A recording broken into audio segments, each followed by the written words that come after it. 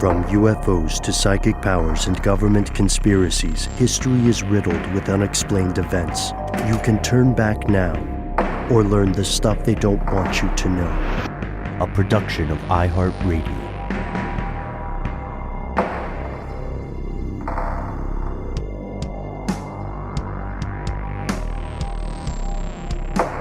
Hello, welcome back to the show. My name is Matt. My name is Noel. They call me Ben. We're joined as always with our super producer, Paul Mission Control Deckant. Most importantly, you are here, and that makes this the stuff they don't want you to know.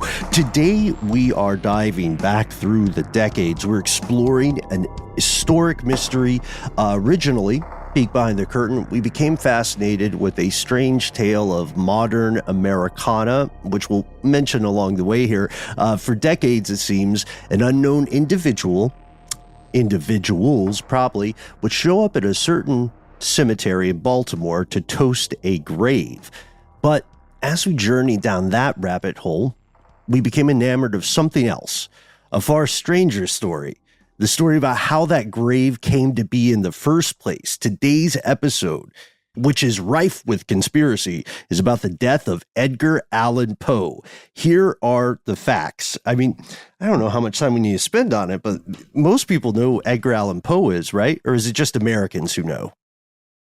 Like if we have someone listening in Australia, they know who Edgar Allan Poe is. I think probably the broad strokes, the Raven and whatnot, perhaps the Telltale Heart, but maybe not the deeper cuts like the Cask of Amontillado and Mask of the Red Death. Yeah, Rue Morgue was always one of my favorites. That one's got a cool twist. Yeah, it's why Rue Morgue is why he's credited with inventing the detective genre. Mm-hmm. Not the story, just the whole idea of detectives. He also wrote there's a really creepy story about him and Arthur Gordon Pym. It's a story about a very unfortunate series of events, talking cannibalism, mutiny, shipwrecks. It's the only complete novel Poe ever wrote. And I remember reading years and years and years ago that it had eerie similarities to a real life incident that occurred, even unto the names. But the problem was that Poe could not have known about it when he was writing the book. So that's spooky. That's a different story. We do want to tell you, though, if you haven't heard of Edgar Allan Poe, he's best known as sort of a king of creepy writing.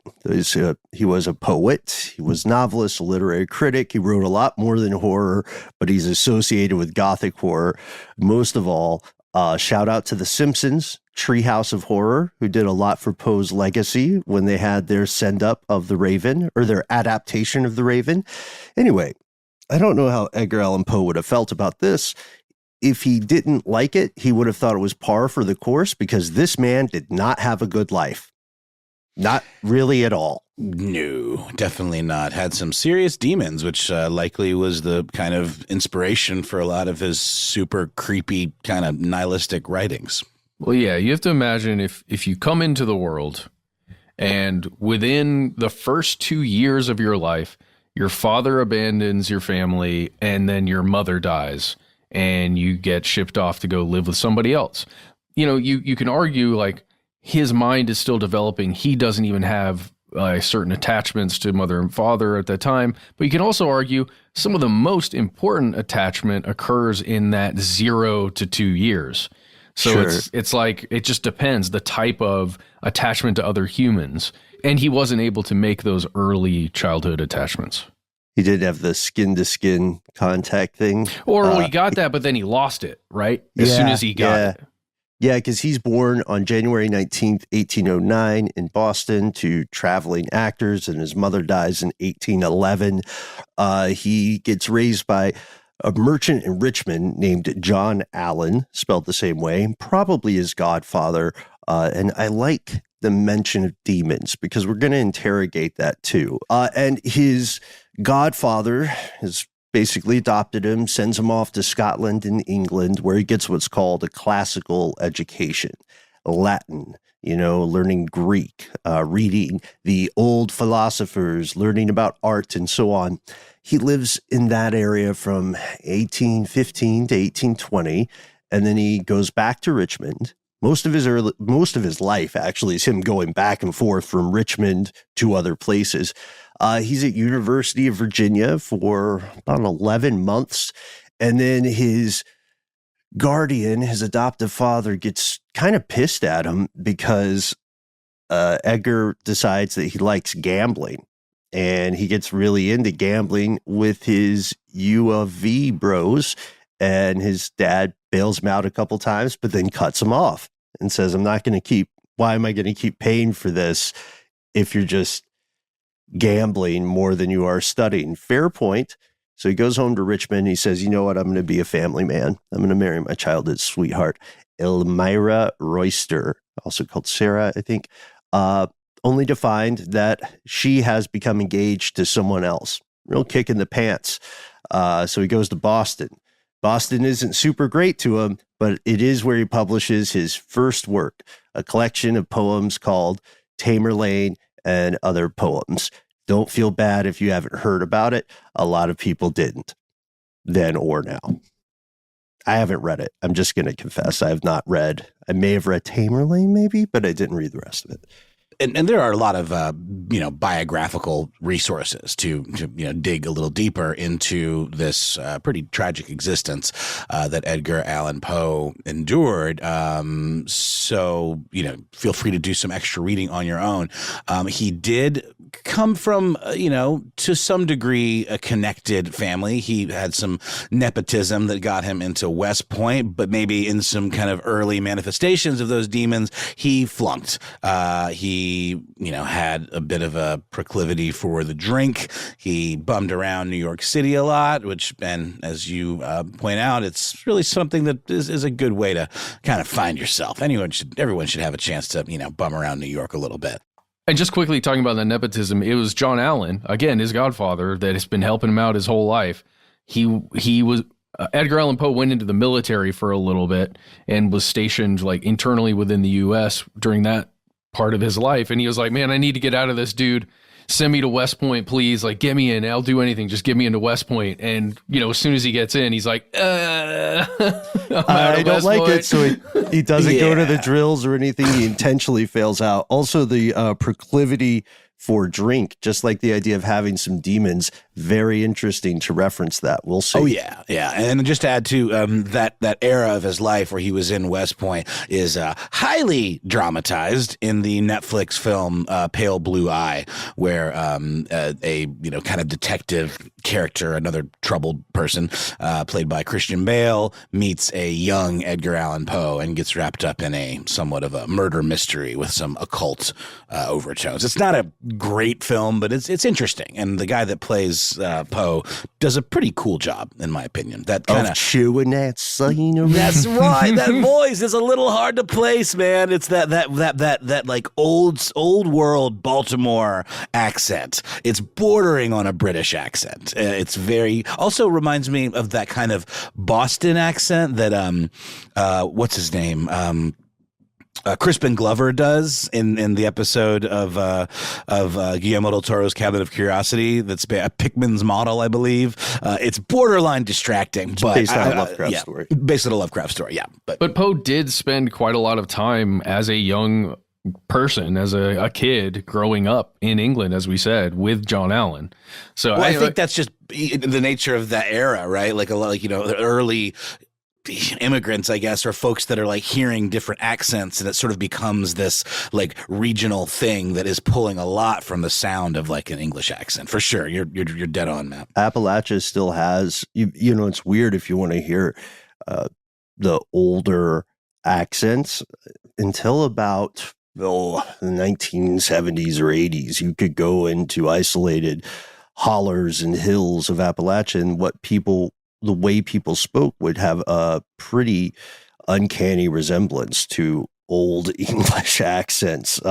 And it's a trip for people, but yeah, because he is also from Virginia, where he spends a lot of time, he has one of those accents that feels weirdly deep South, but can be difficult to place. He wants to be a guy of letters. He wants to be a literary figure. He finally gets paid to write in Baltimore. He wins $50 from a newspaper in a contest. He gets a job in the literary community in 1835. He's editing a thing called Richmond's Southern Literary Messenger. He does marry his cousin when she is 13. Her name is Virginia Clem. They remain legally married until she passes away. But that marriage is a whole other bag of badgers. And I've been peppering in some hints at conspiracy here. So this is one more. As we'll see, there's evidence that he did this not out of romantic inclination. While his life continued to just suck terribly at all these various points, he continually wrote a ton of stuff. And his big moment comes January 29th, just 10 days after his birthday in 1845. He gains national fame with The Raven. And would he attain that kind of fame with a single work again? Quoth The Raven, nevermore. He actually, it's funny because he wrote, a lot of people made money off The Raven, and he was no different. He didn't make as much money as he probably should have, but he would talk about The Raven. He's published these essays where he tried to portray the creation of this poem as though it were the assembly, as though he were an engineer, right? And it sounds so pretentious. I've just be honest, it sounds so pretentious because there are parts where he's talking. You can see written versions of this too, where he's thinking, and in the spirit of all great poets, of course, I mechanically wanted a refrain, a return, something with a resonant sound. Through the pantheon of vowels, of course, there was the O, and so I landed on nevermore. It's really interesting. No, yeah, you're right, but it's really interesting because that's the kind of thing that I would eat up if it was somebody like teaching a class about it, but not if it was a smell my own farts kind of situation. And that's how I made the miracle of The Raven. If you don't mind, guys, really quickly, I just want to jump back to something that we just spoke about. He won $50, right, for publishing something. Just to give context, because in my mind, you think $50, what the hell?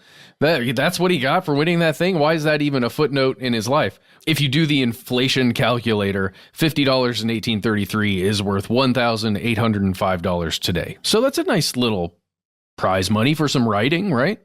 $50 is still a lot for a poet today. Just going to point that out as a guy who has books of poetry. Well, I mean, remember, y'all, we were bouncing around in L.A., like in Manhattan Beach and Venice Beach area. We saw a lot of poem kind of stands, on the street. And I don't think they were charging $50. So I would say 50 is quite a good deal. I wonder for if the they poet. Would. Yeah. I wonder if they would. I mean, that's a fun thing to do, but also it's probably really demanding. But it's good exercise. I've never personally done it. Maybe we could try it. I don't know. But we know that Poe was making a living. He wasn't making the most fantastic living, but he did have a job. He was getting by. On October 3rd, 1849, there's a guy named Joseph W. Walker who's going to a busy public house. A public house is a bar, basically. It's called Gunner's Hall. It's election day for the local sheriff, and Gunner's Hall is busy because, like so many places, it is functioning as a pop-up polling place. So people are showing up there to vote, which doesn't happen in the U.S. anymore. Now it's got to be like libraries and churches, right? Can you imagine people trying to vote at the local? Oh boy, that sounds fun. You're foreshadowing again, Ben. You're foreshadowing again. Foreshadowing a bit, yes, sir. So, what happens when Walker arrives at Gunner's Hall? Well, Joseph W. Walker noticed something strange, something you wouldn't normally see. Well, I guess you wouldn't normally see. He saw a shoddily dressed man laying in a gutter. And he thought to himself, oh, geez, well, we don't know what he thought, but that's unfortunate, right? The other thing is, the person was like, I don't know, how would you put it, guys? He was in and out of consciousness. It was like he was calling out for somebody. He was, but like almost as though, and I don't want to put too much spin on it, but almost as though something is wrong with his ability to move. Right, like an ether high or something, or maybe a dissociative state of some sort, or maybe an excess of drug consumption, whether that be alcohol or opiates, something like that. Walker is approaching Gunner's Hall, and he says, "Holy shit, that's Edgar Allan Poe." And this was unusual because Poe was not supposed to be in Baltimore at all. He had left Richmond heading for Philadelphia 5 days earlier, September 27th. And ever since then, no one had any idea where he'd been. So Walker, picture him shaking Poe, is, "My good man, do you know of anyone nearby who could provide assistance?" And Poe's eventually able to give him a name, which sounds so made up. Eventually, Poe is able to kind of like semi-coherently mutter Joseph E. Snodgrass, who is a local magazine editor with some medical experience. And a fabulous last name. And Ben, I have to point out this detail that you found in the accounts of this. The description of his clothing as being a stained, faded, only because these old-timey terms give me joy, a stained, faded old bombazine coat, pantaloons of a similar character, a pair of worn-out shoes run down at the heels, and an old straw hat. A bombazine coat is like a thick, dark material made from wool mixed with cotton. So picture like Victorian morning clothes. Got it. Almost like a pea coat. Yeah, I would say so. Yeah, that's what I think of too. So yeah, he's dressed weird. And this next part sounds really strange. So we had to look in multiple places to verify this, but this is the era before cell phones. The guy says, "Hey, is there anybody nearby who can help you? Because can't stay at my house," basically was the implication. Walker wrote a letter to this guy, Snodgrass, asking for help. So apparently he thought Poe had just fallen down on his heels, and become itinerant or something like that. Poe is carted off to an area of Washington College Hospital where there are bars on the windows. It's restricted from the rest of the hospital. It's tougher to visit there. And it's for people who are suffering from really messed up situations, maybe mental instability, maybe it's a drunk tank. It's any and all of the above. Poe never recovers from this state. He's always in the state Matt just described. He's in there for several days. He's hallucinating. He's in and out of consciousness. And the only consistent thing, according to his doctor at least, is that he keeps yelling the name Reynolds. Sometimes he's muttering it. Sometimes he's shouting it. By 5 a.m. on October 7th, he raises up, screams, and he's dead. Jeez. Yeah. That's nuts. I wonder if the Always Sunny folks named those characters after that. He just knew. He was so excited about the Always Sunny adaptation or creation centuries from now. It was his greatest work. It was stolen. Maybe he time traveled, watched some episodes of Always Sunny, and he was just thinking about Frank and Dee and Dennis the whole time. I did not picture them showing up, and I'm glad they made it. It's his death certificate apparently lists the cause of his demise as something called phrenitis, swelling of the brain. Maybe. As we'll see, the doctor, John Joseph Moran, was not super reliable. And to this day, absolutely no one knows what the happened. Except maybe us by the end of this show. We'll see. We're going to pause for a word from our sponsor, and we'll be right back.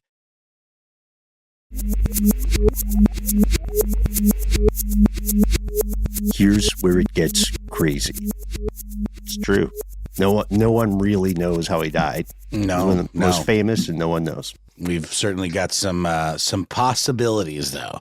As you mentioned, Ben, this is the guy who, for all intents and purposes, for every intent and every purpose, invented the detective novel.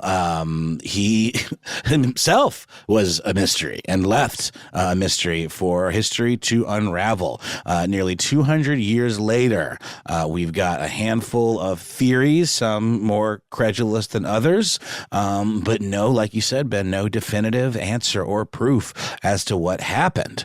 You know, a lot of what we know, what we should first start with this note that a lot of the information out there about Edgar Allan Poe is actually what you might consider libelous. You know, a lot of this stuff was put out by detractors of his. He was not one who was particularly good at making friends. And one in particular, story you hear all the time, a less talented this, that, or the other, someone who covets what someone has, a less talented writer who used to be Poe's friend, a guy named Rufus Wilmot Griswold, was putting a lot of this stuff out into the world. You know, he was a real hater, man. Mm-hmm. He was a real piece of trash. Reputation destroying kind of stuff. Mm-hmm. He didn't have the, he had, I believe they originally got beefed up because he had included he'd included a poem of Poe's in one of his anthologies. He was an anthologist. And the whole thing sparked off when Poe published a critical response that Griswold felt was talking trash about his anthology, of which Poe was a part. And so he went crazy far with it. He couldn't get revenge while Poe was alive. He would talk trash to anybody about Poe while Poe was alive. And when Edgar Allan Poe passed away, this guy wrote the official obituary under a kind of cowardly pseudonym, Ludwig, and it's nothing but a hit piece.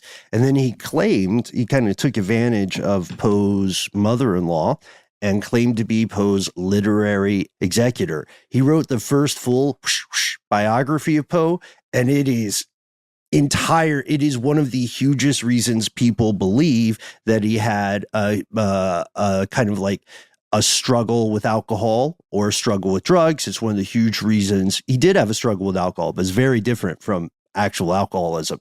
And then he's the reason people believe that the guy was a huge fan of incest. He said he was a plagiarist. He intimated that Poe was going to participate in the overthrow of the United States. He was just adding in all kinds of weird shit.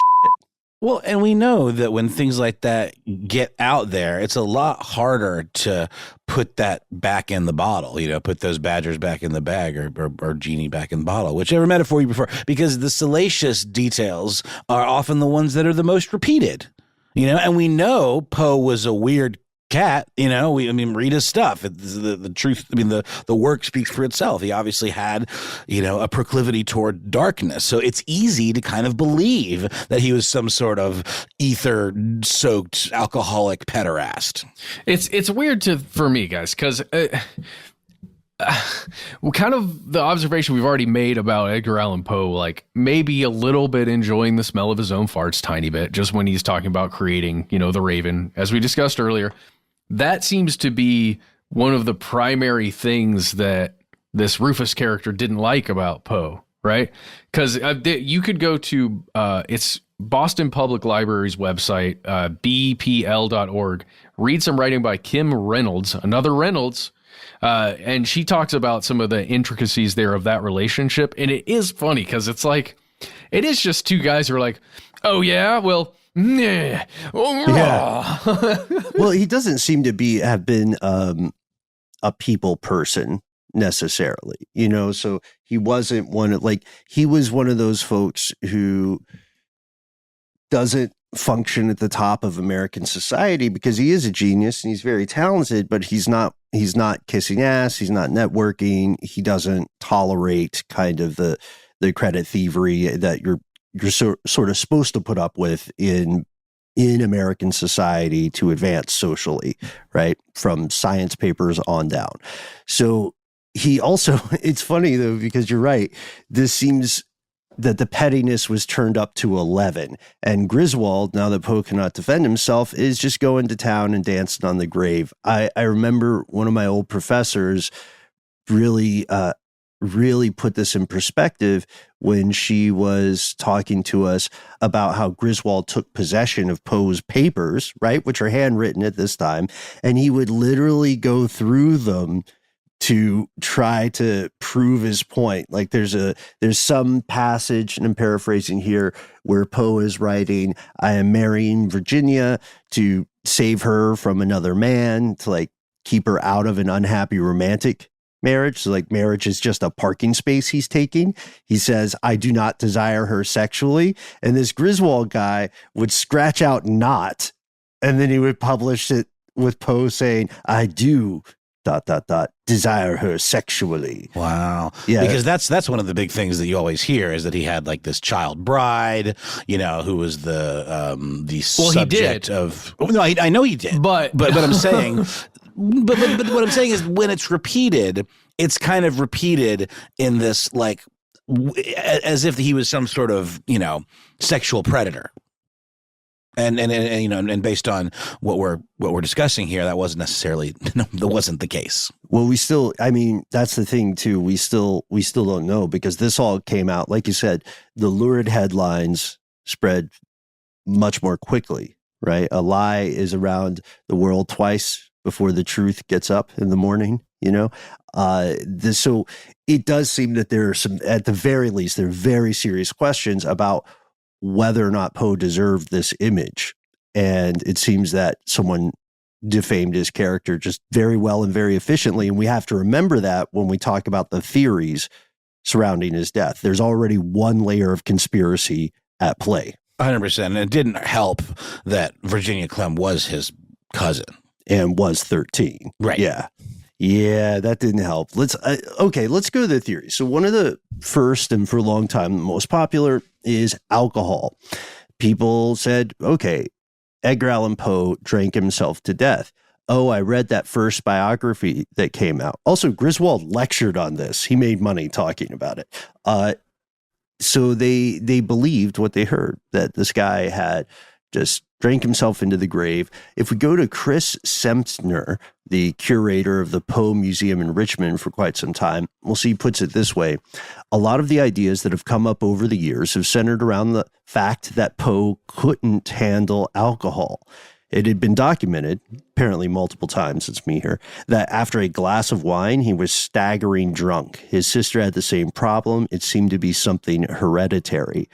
So it wasn't like he was, who was that other guy? John Updike level booze hound, like just downing fifths of vodka or what? Oh, right. We're an audio podcast. I don't know. I'm raising my hands as though like this is what people down vodka like, but it looks more like an awkward club dance.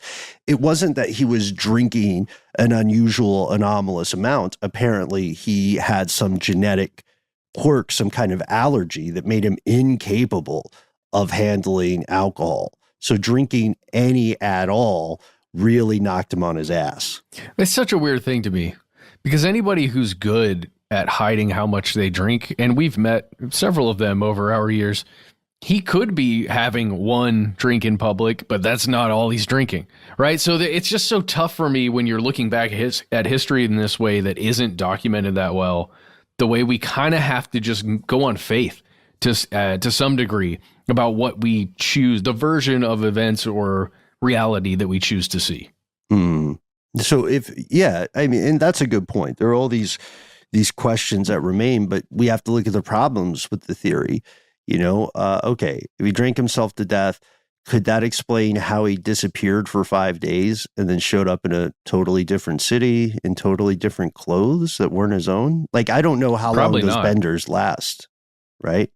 Could somebody drink so much that they're gone for a week and then they're if you're on a train, right? Or if you're trying to get on a train, you get on a train and now you're in a different place and now you're trying to get somewhere else. I don't know. It could be that sounds like a movie plot to me.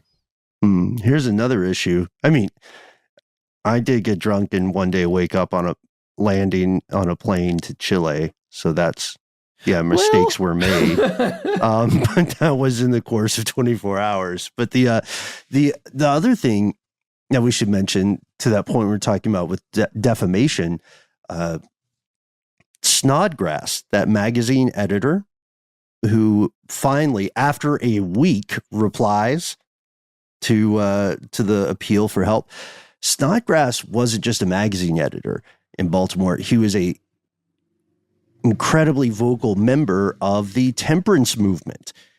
And he, like so many other people, made bank off Poe dying. So he got on the lecture circuit and he traveled around speaking at temperance events, assuring people that alcohol led to Poe's death because it helped his narrative. And so the weird thing is, I think we talked about this a little bit. In 2006, someone conducted hair test on Poe. They still had, because, this is back in the time where it was normal and not creepy to give people locks of your hair. Have you guys ever done that? Did you ever give someone a lock of your hair? No. Noel's face responded to that. That was great. Yeah. No. I remember the first time we got a Manscaped sponsorship. No, never mind. I don't, no judgment. I know people keep it to commemorate important things, but I feel, anyway, this was historical hair, so maybe it's a little different. They conducted these hair tests, and it seems that Poe had it caused them to think that Poe had kept a vow of sobriety for some time, long enough for it to affect, the levels of chemicals you would find in his hair. Of course, this being the 1800s, as we'll see, the level of mercury and heavy metals were much higher for everybody, basically. So it seemed that he would have been maintaining sobriety up to the time of his death unless he was drugged and or forced to drink. And let's go to the second theory where, Noel, you alluded to something that I think is a very plausible theory, actually. Oh, yeah. This is something we've talked about, I think, probably on this show as well, but certainly on Ridiculous History, the idea of election rigging, let's just call it, right? I mean, let's call it what it is. Various forms of it, stuffing ballot boxes, intimidation of voters, asking people to, forcing people perhaps at gunpoint or, club point, I guess, to vote multiple times before it was, a lot harder to commit that level of voter fraud. But there was a practice in the 19th century wherein gangs of folks, associated with a certain political campaign, likely for pay, would round people up and ply them with booze, literally force them to drink. Right. In order to kind of loosen them up a little bit and then have them vote multiple times while also this is kind of silly sounding, but it's really messed up. If you think about someone that's been essentially drugged and then forced to wear various disguises and then going back to the ballot box, under the guise of a new person, of a new identity. In Baltimore in particular, this was a huge problem. Well, what did we talk about was going on at the place where Poe was found? Voting for the sheriff. Mm-hmm. So there's also the argument that Gunner's Hall in particular was a hotbed of this activity. And like you said, Nolan's super common in Baltimore. The fact that Poe was found delirious on election day, then it starts to look like we're making a lunchable stack of coincidence. Right. Yeah, I really love the fact that you point out something that I wasn't aware of, and I'm interested in seeing maybe where there's some corroborating sources on this. We know that that's a little bit tricky sometimes for Poe. This condition that he may have had that was hereditary potentially, that would have caused him to become much more intoxicated than the amount of alcohol he consumed might have led one to become. And in a situation where, folks are literally forcing you under duress to drink too much, that could easily result in an overdose death. Sure. Yeah. And, we're not doctors. We do know, without disclosing too much, we do know some people in our lives who have some sort of alcohol allergy, and thank goodness, nowadays in the US, you are hopefully not going to be in a situation where someone forces you to drink if you don't want to, or tries to force you to do any kind of substance you don't want to do. If you were in that situation, as sanctimonious as it might sound, just remove yourself from it. because anybody's trying to push you in that direction, they don't have your best interest at heart. No, they're either after something nefarious, they're trying to manipulate you, or it's just a product of their own insecurity, and they don't want to like be the only one getting messed up. It's not for your benefit. Right. And hey, if you're afraid, if you've got FOMO of missing out, I guarantee you some of the best house parties I've ever been to are when I was the DD, because when I was driving folks home, that's when it all came out. Some of it being puke, but live and learn. So this is a pretty plausible theory. The idea that he was somehow press ganged into these voting schemes, which were very common in the day, distressingly so. And there's another theory, which is also sadly plausible. So he's got swelling of the brain, right? That's the medical diagnosis. What if someone just beat the crap out of him? Because he definitely, again, was not great with people. He seems like the kind of guy who might shoot his mouth off to the wrong person. Could rub somebody the wrong way, even just by like being a little too flowery with his prose. Like, what is this guy talking about? Let's kick his ass. Also, even if he was, I mean, this is really sad to even think about, but these kind of roving gangs of ne'er-do-wells that would have been associated with these cooping schemes, they're the kinds of folks that would just kick the crap out of a homeless person that might have just been passed out drunk on the street. If you remember the scene in A Clockwork Orange where there's like a kind of like an unhoused fellow that Alex and his, droogs beat the crap out of just for fun. That's real. People do that. Mm-hmm. The old ultra violence. Yeah. It's quite possible that he was beaten to the point where he received a traumatic brain injury and died as a result. That's another reason why most of the people who have experience in martial arts or professional fighting will do everything they can to stay out of a physical altercation, because it's very easy to accidentally get someone in a situation where they hit their head with permanent and or fatal damage. Heads are fragile, man. So to your point, somebody walking by, even if something already happened to him, even if he got cooped and he's laying there and somebody just walks by and kicks him in the head for fun, that could cause that brain swelling. Or take a nasty fall. Mm-hmm. Or just had a slip and slide. Quite possible, because it's cold and rainy in Baltimore at this time. This theory, the beating theory, first gets traction, and this is according to Edgar Allan Poe Society of Baltimore, which collects a lot of Poe papers. It first gains prominence when another biographer named E. Oakes Smith claims in 1972 that she has the scoop. She says Poe was talking to some lady, basically at the bar, who considered herself insulted by him. Get away from me, creep. And that he was beaten then by a guy who was trying to save the woman's honor or something like that, and that caused a brain fever. There's another version where Poe runs into his buddies from West Point, from his short time at West Point, where he refused to do anything.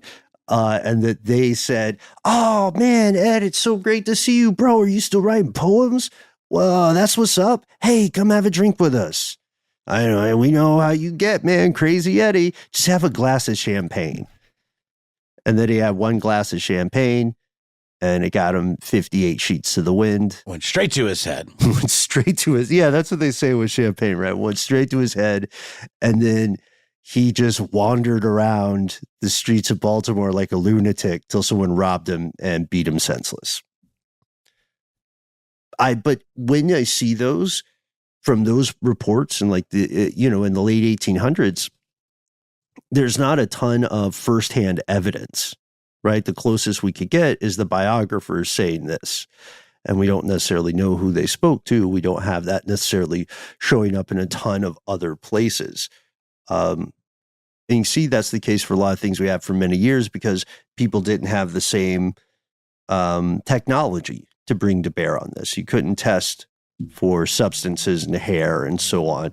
So people were doing the best they could, just like detectives in detective novels. They were trying to solve the crime with a minimum amount of clues. And that's why we have a lot of theories that were popular for a while that are kind of discredited now. So, Ben, there was a point that you made earlier about hair tests in 2006, right? Mm-hmm. Showing that Poe was largely sober, right? Yeah, that's the argument. So the study was funded by Alliance Atlantis, an outfit out of Toronto, and they were producing a series called Dead Man's Tales that was going to go on the Discovery Channel, Discovery Health. So they had legit folks out of DC test these samples, and most of what they were finding regarded heavy metals. But it appears that the hair test itself showed that, yeah, he wasn't a raging booze hound either. And the heavy metal thing is interesting because I believe all of those levels were within limits that would not have been life-threatening. And we know, back in those days, there were heavy metals that were used in manufacturing processes that were, kind of people were just exposed to them a little more often, like felt in hats and stuff like that.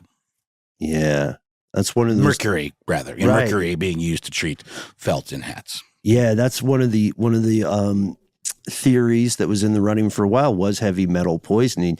And it's kind of sad to look back, especially that hair test, and realize that Poe had highly elevated levels of certain heavy metals, but so did everyone else.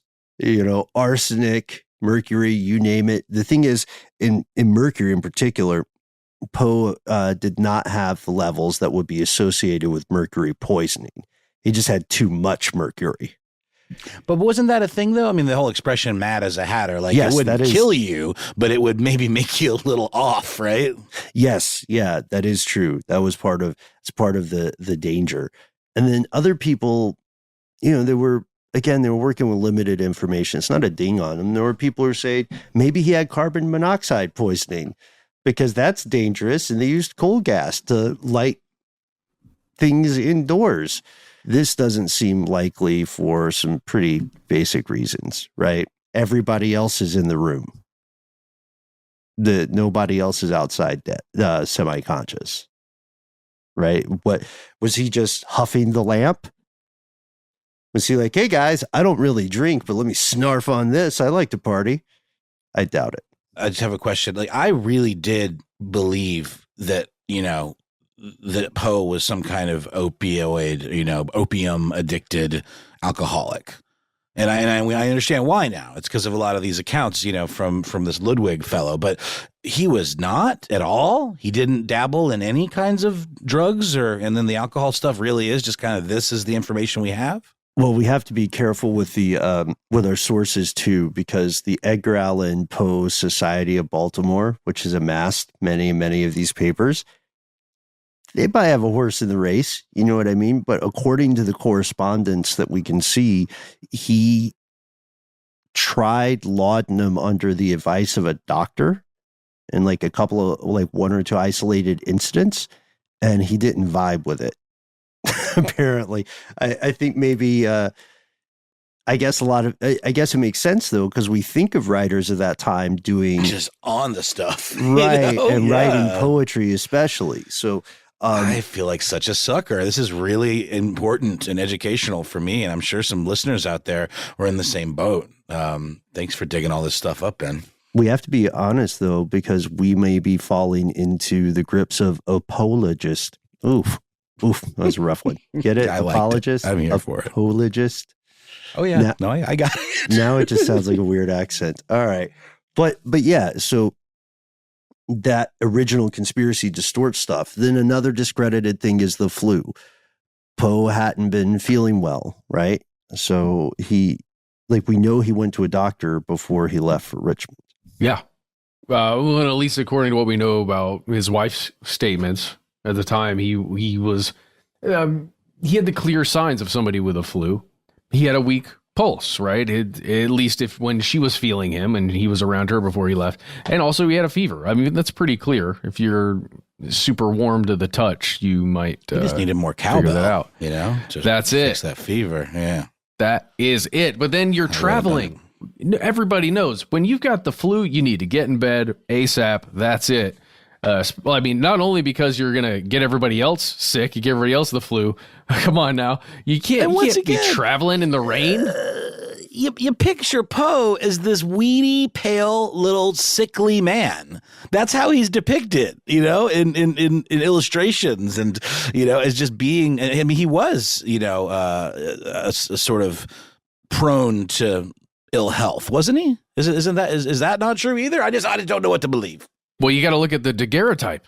You got to look at the daguerreotypes. It's all about the daguerreotypes. What we need is a Law and Order spinoff.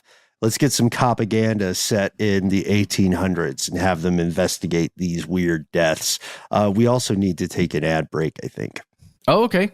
But let's say at least the doctor told him, hey, maybe don't travel with the flu, pal. Yeah. And I was laughing too because I thought you said, you know what you got to do? I thought you were about to say, you know what you got to do when you get the flu? You got to hop on the train. Mm-hmm. Yeah. You got to hit the road. The train to Wellsville, baby. And ride it till 2 a.m. in the morning when you ride. Sorry. No, I don't want anything from the sandwich cart, but please come closer. I'd like to cough on it. Oh, but the doctor told him not to go. He could have gotten super sick from that travel, from the weather, from the temperatures out there, and all the other things. Could have caught something else on top of the flu while traveling with all those people. That could be it, right? You can get hallucinations from that stuff, being in that fugue state we talked about.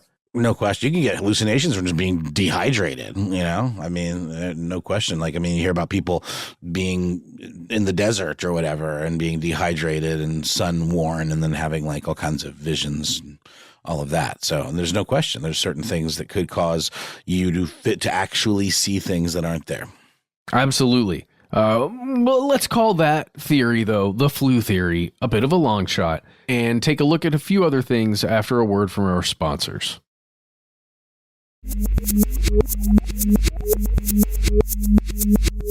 And we're back.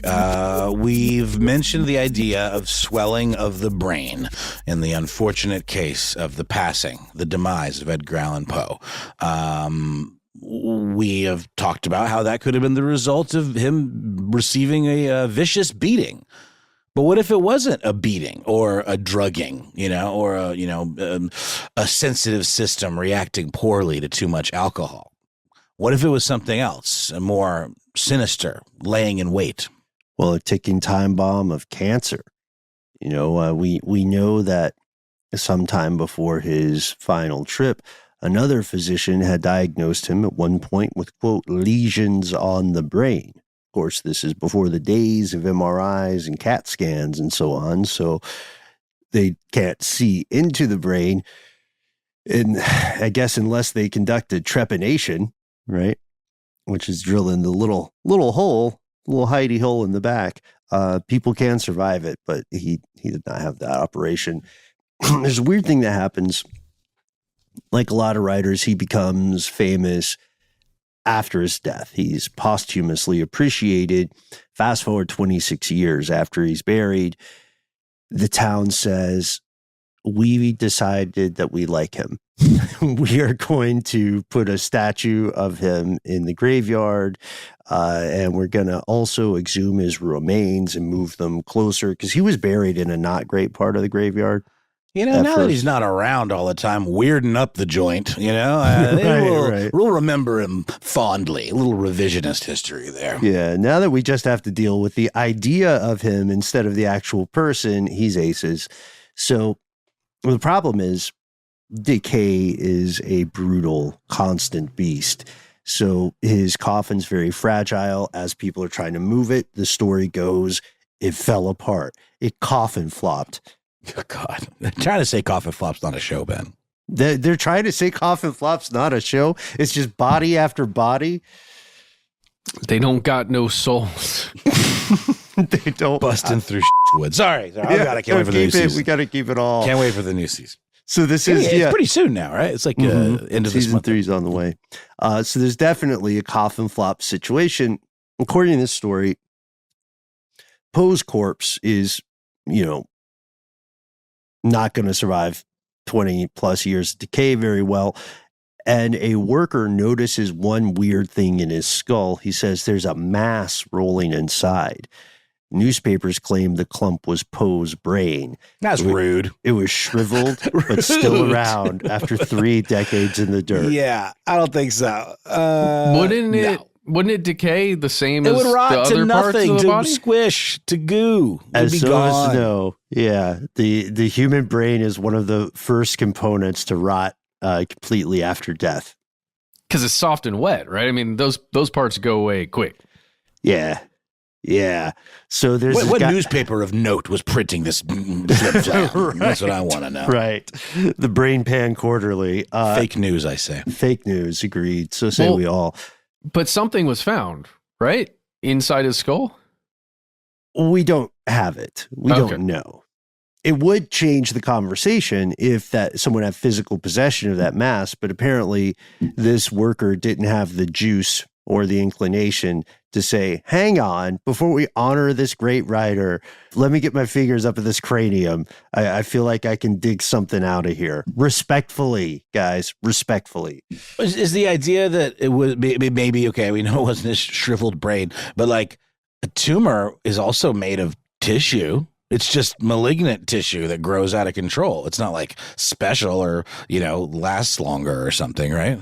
Right. Yeah. So this is where a novelist named Matthew Pearl comes into play. Matthew Pearl is writing a novel about Poe. He gets really interested in this aspect, and he speaks to a pathologist. I can't remember the name, but he speaks to this pathologist and he says, well, we know this thing in the skull couldn't have been a brain 30 years later, but could it be a tumor? And the pathologist said, yeah, because under the right circumstances, tumors can calcify into hard masses. Interesting. I didn't know that. Okay. Well, there you go. So that could explain the erratic behavior. That could explain some of the difficulties with cognition. But again, it takes a bridge of assumptions to reach that, right?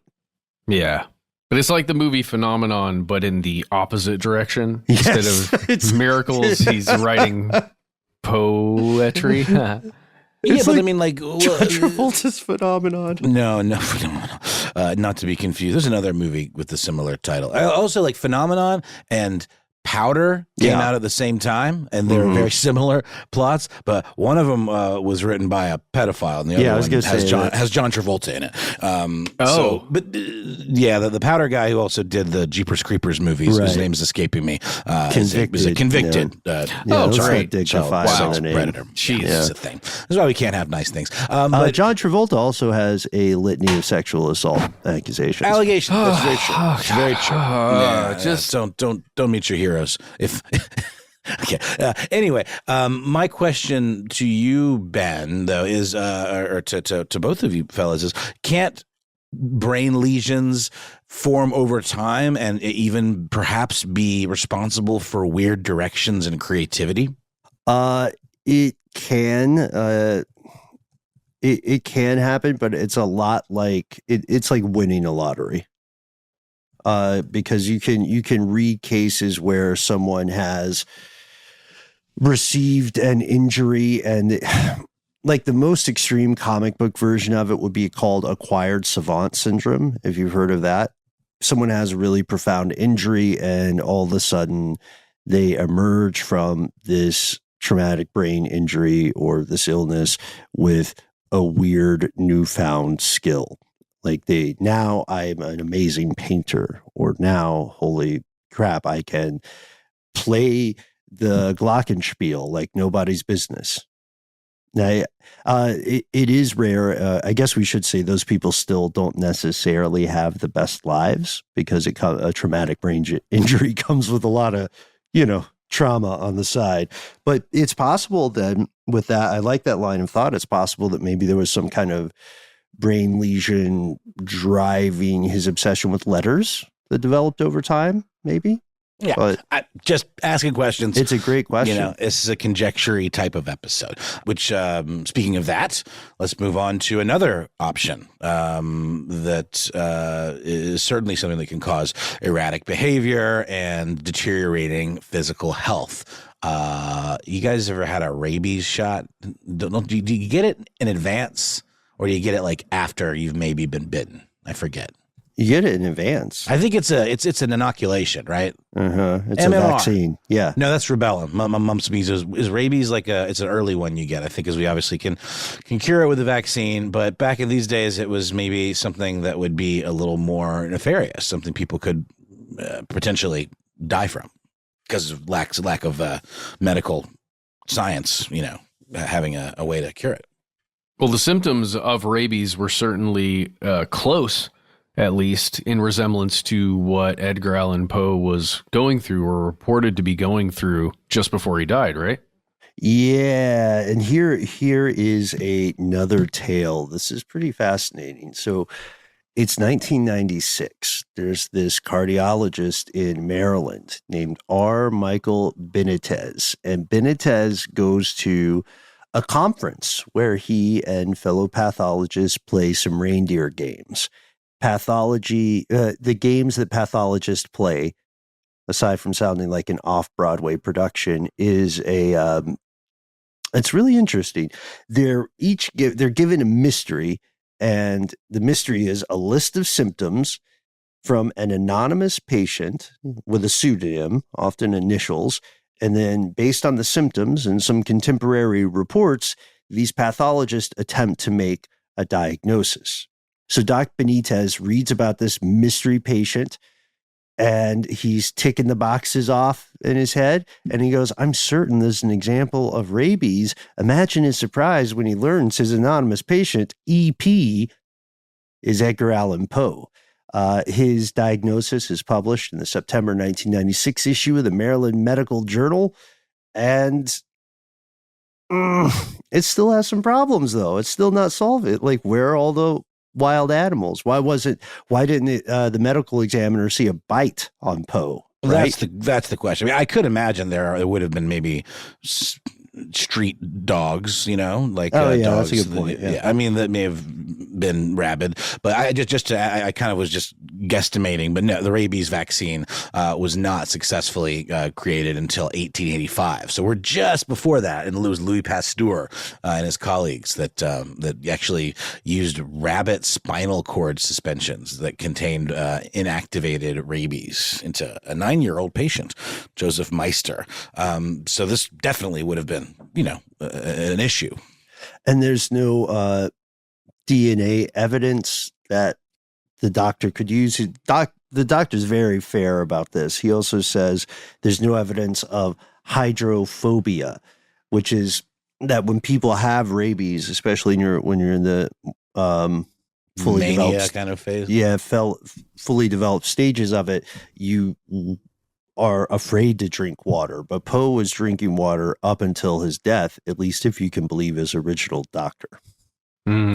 Yeah. But the reason fans of Poe like this theory is because it is the first time a modern physician was able to look at this case without implicit assumptions based on Poe's identity and all the other public reputation stuff. So we have at least one guy looked at it without knowing who the story was about. And based on that, they said probably rabies.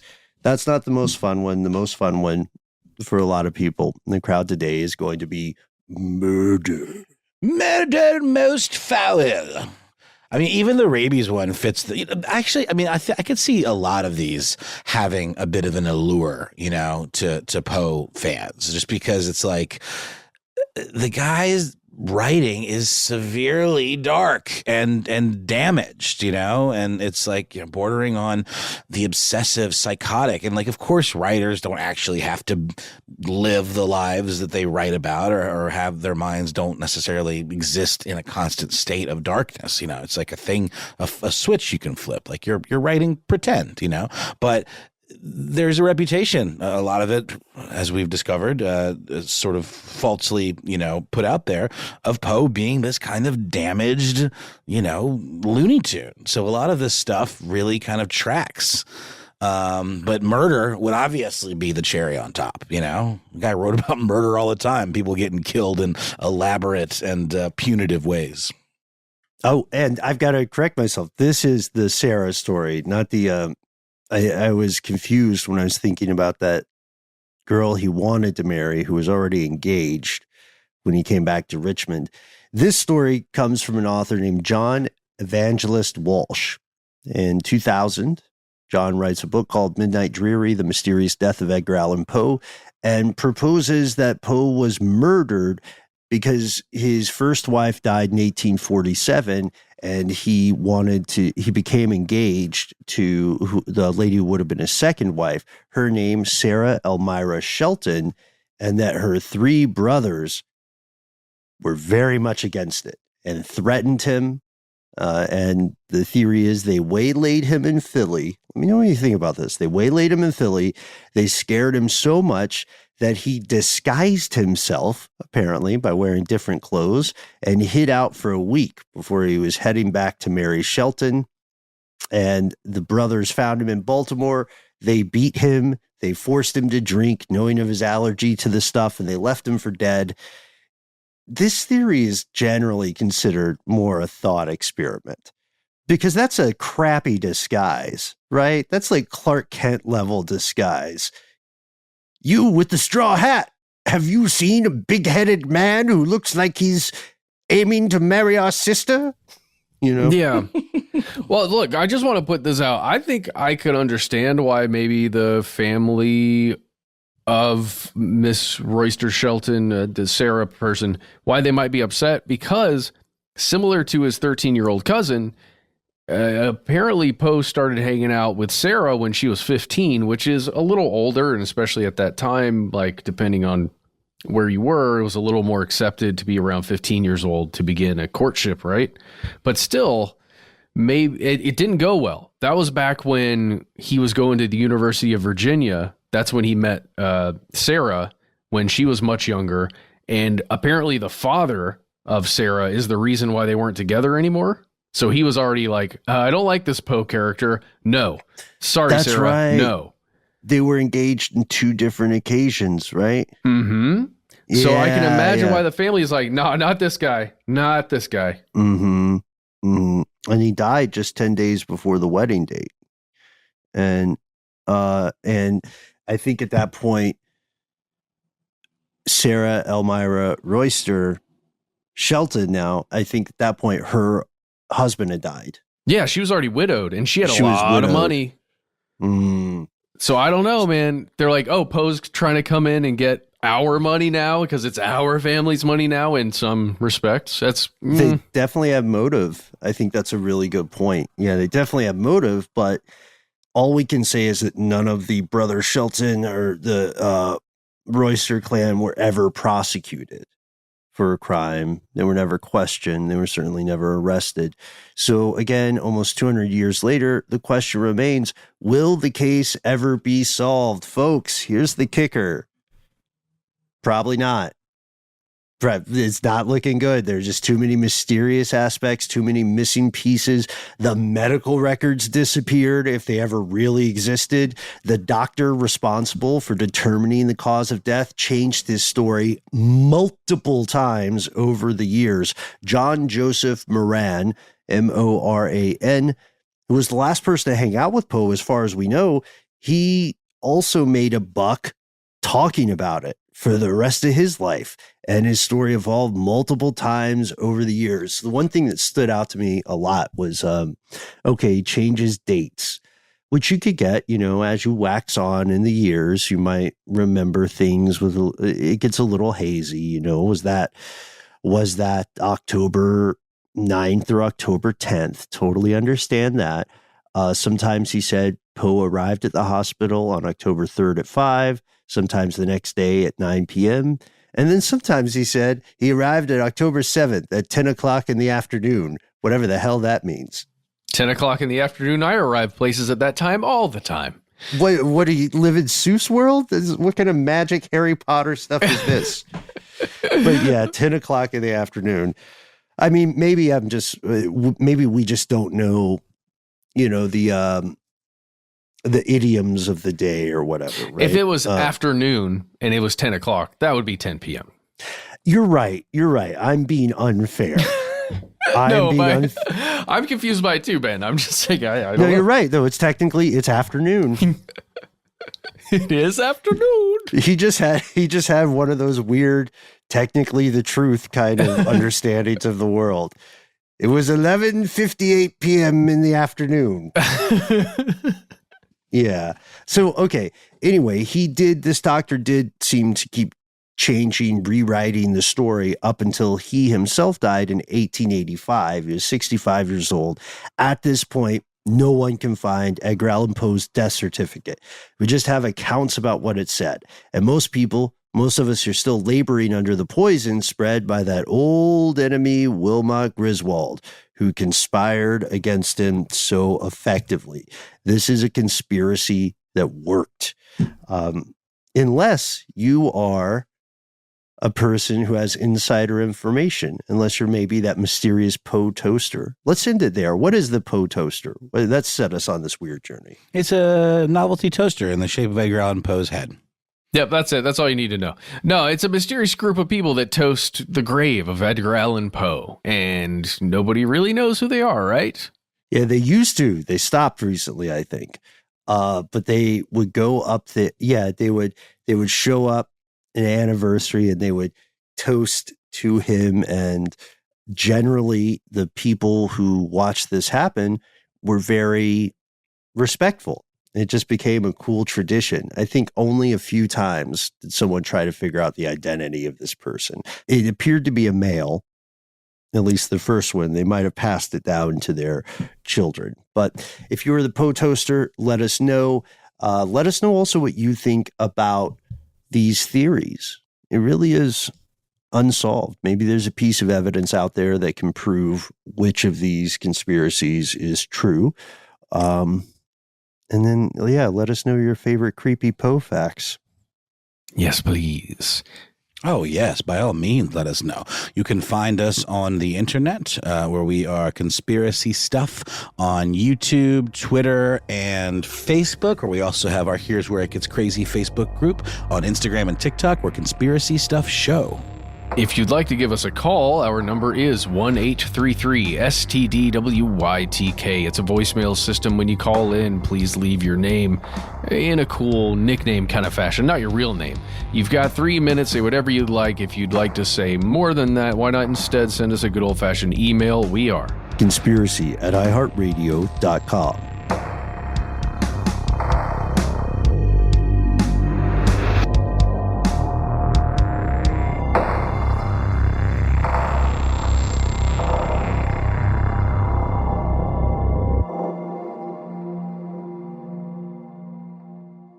Stuff They Don't Want You to Know is a production of iHeartRadio. For more podcasts from iHeartRadio, visit the iHeartRadio app, Apple Podcasts, or wherever you listen to your favorite shows.